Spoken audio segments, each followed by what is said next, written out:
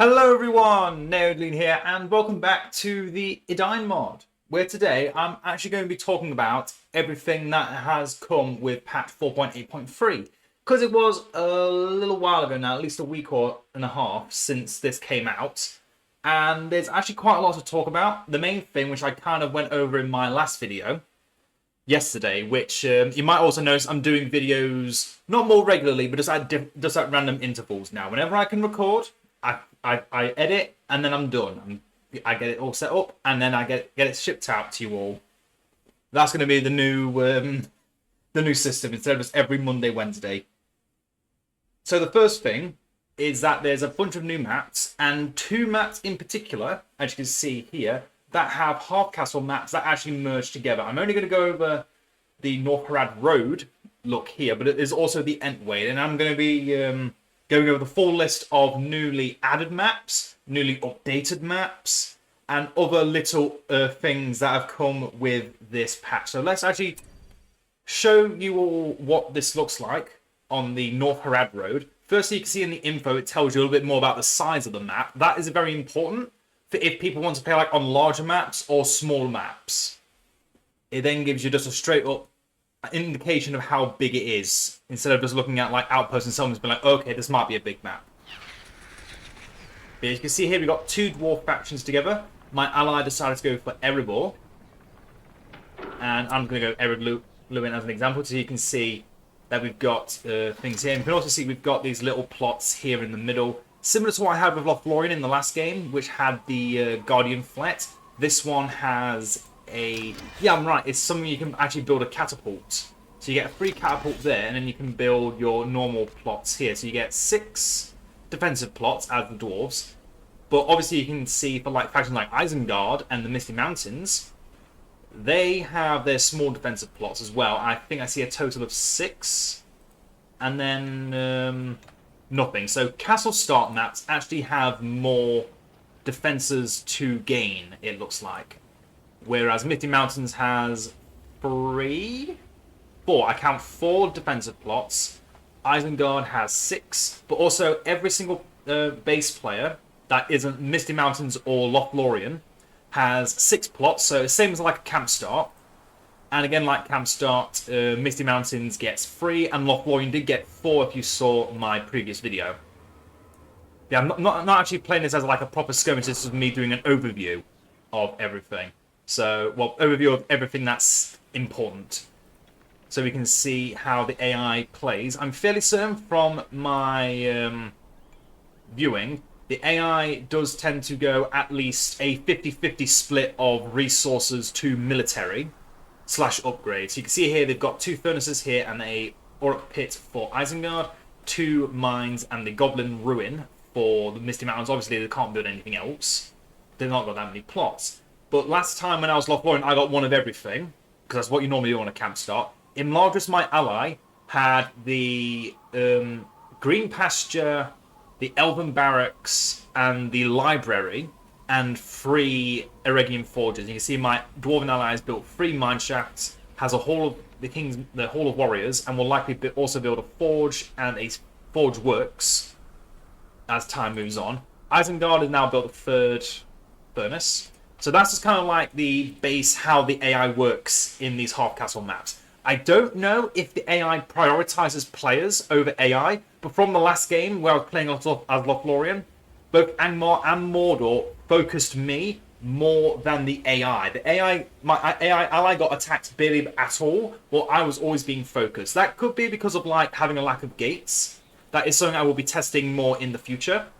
But also, the Entwade and this North Harad Road are the only 2 that actually incentivizes team playing on half castle maps. All the other half castle maps are maps that have been changed from the base game, well, base Edain, to now be half castle maps instead of either camps or castles, to put them like in on lakes and rivers for more naval battle combat, or in the mountains for a cool looking dwarf or Misty Mountains aesthetic, or any other faction, because you know it can play as any faction.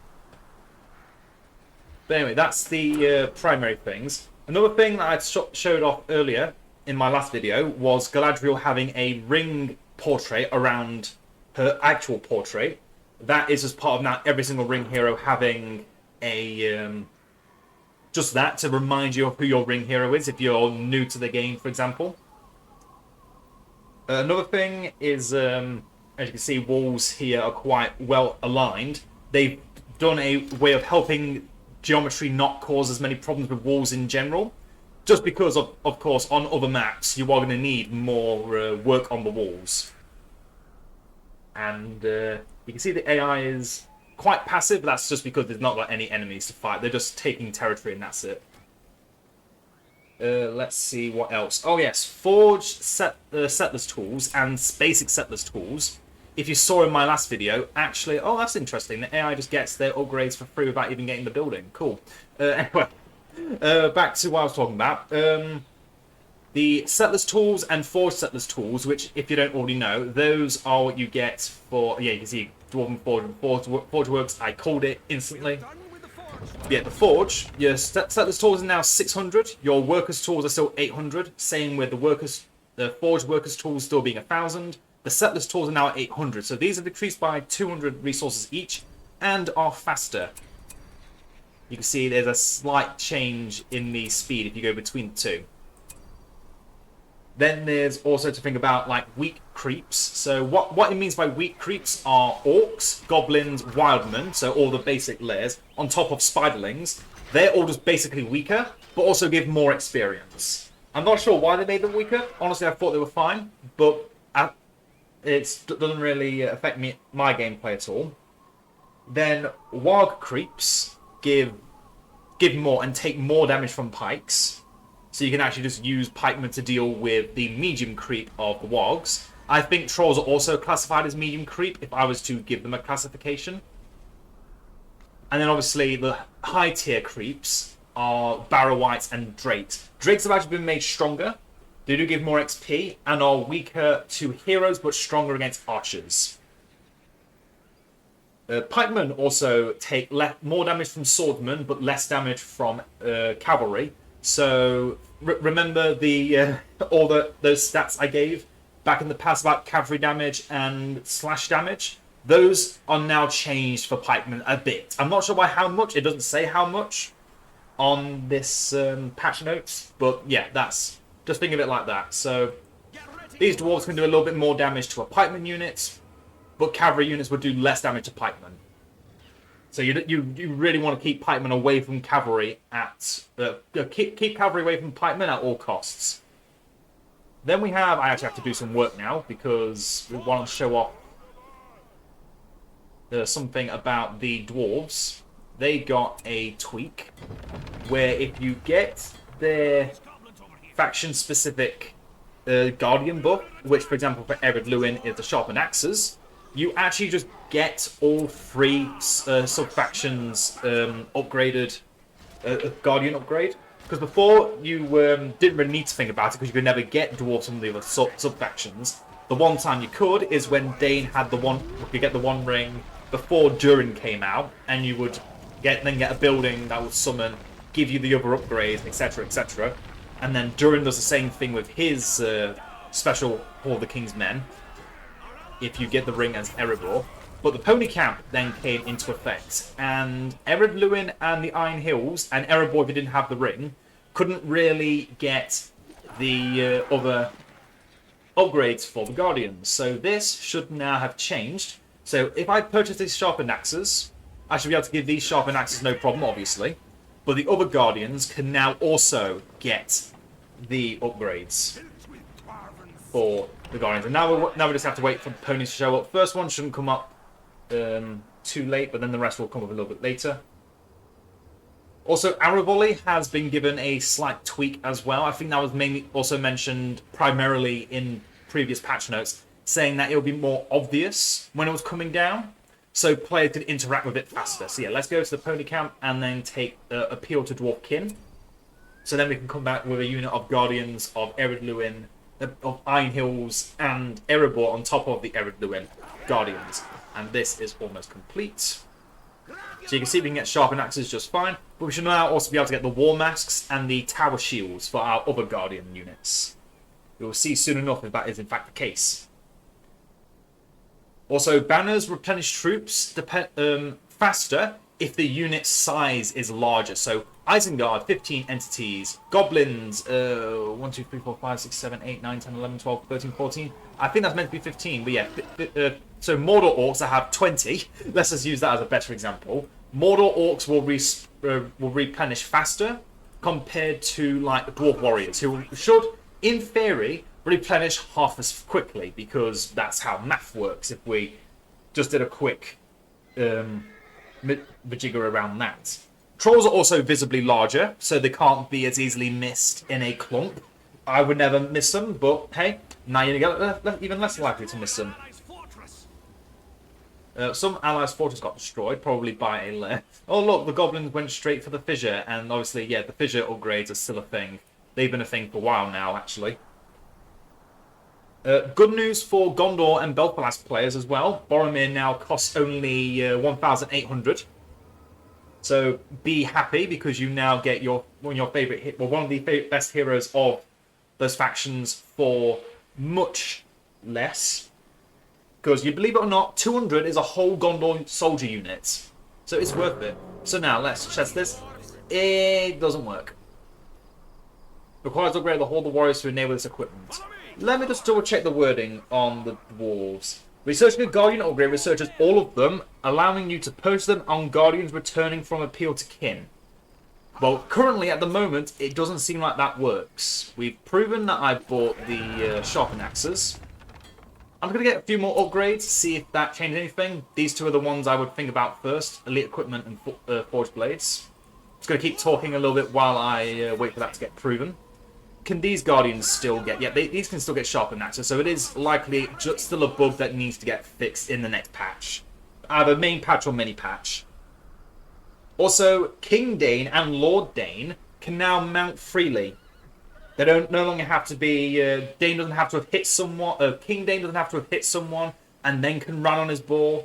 He now just has a... he can just mount on his boar. And when mounted, he has a permanent leadership to surrounding units, but it's a little bit weaker. But, you know, ups and downs. I think it's a good improvement, being able to put Dane on his boar. And Lord Dane can mount freely. He's the one who he's Iron Hills' Dane that has to hit like 5 times and can then mount on his boar. That has been changed to no longer have a problem. Elite equipment has been researched. Still can't get wall masks or tower shields. And apparently there's a new cursor image for the Lone Tower. I'm not going to be able to see it because I'm not going to get 2 PowerPoints. Unless I try and take out a troll, but I'm lazy. And I'll just show it the next time I play as the dwarves anyway. Which won't be too far in the future, I'm sure. Last Stand also has apparently new sound effects and FX. So that should be nice to see again when I actually play the dwarves. Now, Lothlorien. I did talk about how the Beornings got a little bit of love, where Grim Beorn can now get a gift of Galadriel. Now the Ent heroes are the only ones who can't get the Galadriel's gifts. On top of... Oh no, Frodo and Sam you don't get anymore, so that doesn't matter. Ignore that. Treebeard and Quickbeam are the only 2 heroes that don't get gifts from Galadriel. But yeah, Grim Beorn, when he receives the gift of Lorien, in the patch notes it says deals AoE damage with his axe and buffs nearby Beornings with each strike. But in the tooltip yesterday, I only saw, again just checking, nope, nothing new, so that is still a book. That is still not working. Anyway, back to what I was saying. With Grim Beorn's actual tooltip, with the gifts of Lothlorien, it only gives him bonus damage to Beornings with every time he hits like he was Holdar. Doesn't say anything about doing AoE damage. That might be implied. I think that part might have got scratched after the patch got released. Also, I talked about the bearskin for Beornings. For those who didn't watch the video, once a Beorning loses half its health, it will then gain plus 50% armor to ranged attacks. Basically giving it a like extra protection because single entities are very weak to archers. Especially things like Beornings, Barrow-wights that are slightly slow, but can also just be very easily spotted out of a crowd. They're not hard to miss. They're either really slow or really big. Minstrels also have a bunch of new abilities that I didn't show off in Lothlorien, mainly because I can't remember if they removed some of the music that comes with the Minstrels, because the Minstrel music is copyrighted. I can't show it. I can't remember if they removed it or not, so I didn't risk it. But the Minstrels now go up to tier 5, so you can have 5 of them, I believe. Oh no, they level up every time they chant up to level 5, sorry. And their song gain additional effects at level 3 and 5.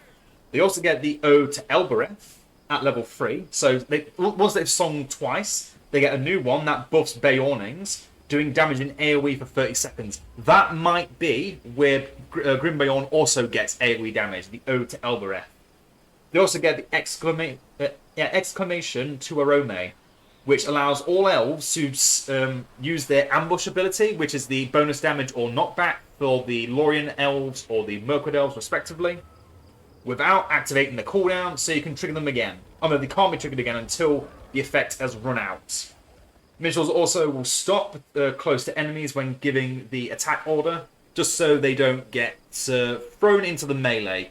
But to be fair, with how I play Lothlorien, Minstrels will never be flung into the melee anyway. I'd always keep them in a separate command group, press Q, and forget about them, and they die. I'm sorry, I'm not very good with Minstrels. Yeah, other than that, a lot of other little buffs here and there for different units and abilities for different factions. Now we get to the real saucy bit, back out of here. I'm actually going to show every single Half Castle map on here, so anyone that doesn't know the names and can put the name to the map, I can just give them to you. So there's 12 new maps. For 2-player maps, we have, I should be very obvious because I haven't played them yet, Arnor, the Ford of Rivendell. Oh yeah, all these maps have come from 1.09. You can also see here, map originally made for 1.09. So all these maps were originally BFME 2, patch 1.09, made by the community. Really good. And you can see they've been fully implemented into Edain. And I love that this the community from every angle is working together to make everything better. I love it. So we've got the Ford of Bruinen, we've got Belfalas, Elfring Crossing, so we've got more Belfalas maps. The Gilrain Uplands.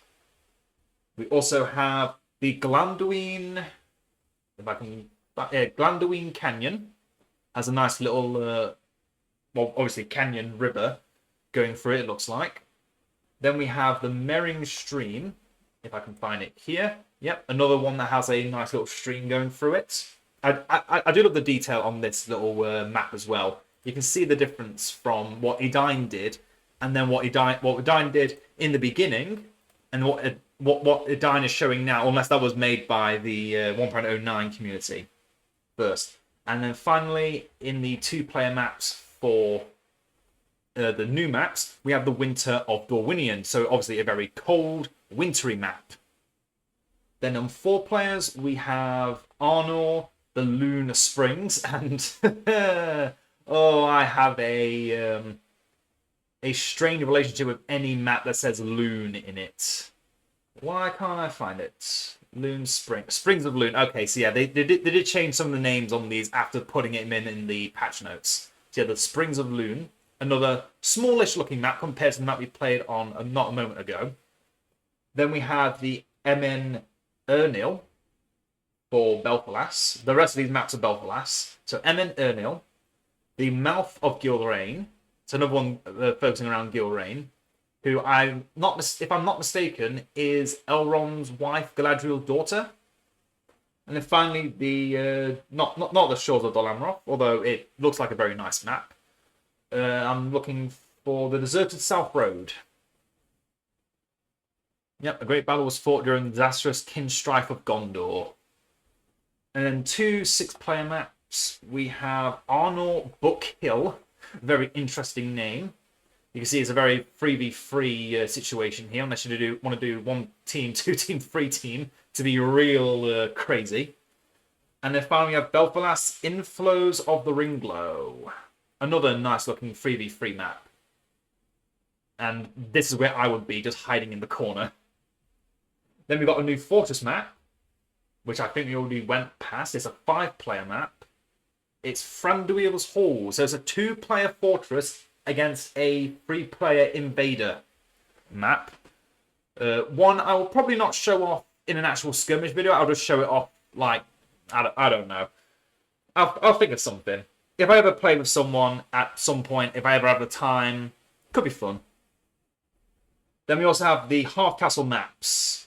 These aren't depicted by the number of players, but they are the Plains of Gorgoroth. And if I can just keep looking through here, I should be able to find it. It's a 2-player map, I believe. I think I've already gone past it. Or is it Gorgoroth Plains? Did they do it again? Did they trick me? Gorgoroth Plains. Oh, I'm not going to find it. Then there's South Linden. That one I do remember, because it is one of the maps I always felt problematic with. But yeah, you can see that says half castle. You have a castle on here and a castle on here. That's one of the only half castle maps we've actually shown that we looked at in my own free time. Then we've got the Grey Mountains. That's a 4-player map. I remember this one because it's one of the BFME 2 classics. Now with half castles. So castles baked into the mountain range. I really like the idea for this one. Then there's Arnor. Angmar is a half castle map. We have Tolfalas, one of my favourite 2v2 player maps, and one of the more preferred like PvP maps because of how far away they are. But this is also like now half castles by the water, so a lot of naval battles could be fought on these new half castle maps. Then there's the Entwade and the Northern Harad Roads, which I've already shown off, and I'm fairly certain the Plains of Gorgoroth should be here. Yeah, no, it's Plains of Gundabad. I've probably gone past it and I don't even realise. I'm sorry. I've lost the Plains of Gorgoroth. It's fine. It's fine. Everyone else I've already shown off. And yes, exciting things have already begun. And I'll be going through all of them in time. I haven't decided whether I just want to do all the new half castle maps first, whether I want to do just play through all the new maps, just keep going through my my roster because I'm currently still only on 2-player maps. I've almost finished all the 2-player maps if we include all the maps I played on Unchained. But yeah, we've got a lot still to show off. Oh, Withered Heath is also a half castle map. That's not on here. Withered Heath isn't displayed on here. Okay. So there might be some more half castle maps than was actually displayed in the patch notes. I will just be... I'll just look through every single map. If I see any half castle maps I've already played, I will play them again. Other than that, I'll just be playing through every single map bit by bit. Other than fortresses, of course. Except for one that I plan to play soon because it is a challenge I was given. I'm not going to give too many details, but let's just say, yeah, it's going to be a fun one. Anyway, that's it for today, everyone. I hope you are as excited for all of this as I am. If you haven't already been playing it, then please do. The Edain team have put a lot of effort into this, and I can't wait to play through all this myself. And I will see you all in the next one. Farewell.